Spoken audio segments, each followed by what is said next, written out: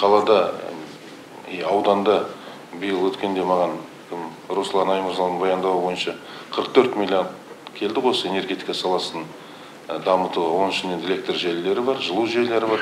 Негізінен жылу желілері. Соған қатаң бақылау орнату керек, өзіңе қатыстысына. Қысқа дайындық жұмыстарын қатаң бақылауға алыңыз. Өйткені қысқа дайындық ол сіздерге тікелей байланысты. Әсіресе облыс орталығы қазалы сіздердің жауапкершіліктеріңізде.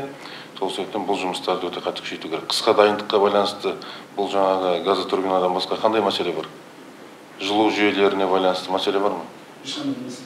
Енді биыл бізде көп жылу жүйелері қайта жаңғыртылып жатыр. Мысалы, Сұлтан Бейбарыс, оның өзіне 6-7 миллиард ақша бөлініп, оған жаңартылып жатыр. Жерге көміп жатырмыз, бұрын жердің бетінде орналасқан нәрсені. Солардың бәрі уақытылы біту керек, оның бәрі жоспармен келе жатыр ма? Қатаң бақылауға алыңыз. Өкінішке орай сырттың азаматтары біз енді оған ешқандай әрекет жасай алмаймыз. Ол бәрі заң бойынша шешім қабылданады, сырттың мекемелері алған. Енді ол елдің азаматтары болса, әрине, оның жауапкершілігі бөлектеу болады. Олар елдің азаматтары болғаннан кейін екі есе жауапкершілікпен жұмыс жасайды. Сырттың азаматтары дегенмен елдің азаматтары қадағалаңыздар, жұмыс жасатыңыздар. Күнделікті, уақытылы бәрі біту керек. Ертең уақытылы апресоп жасалып, қысқа дайын болып тұру керек.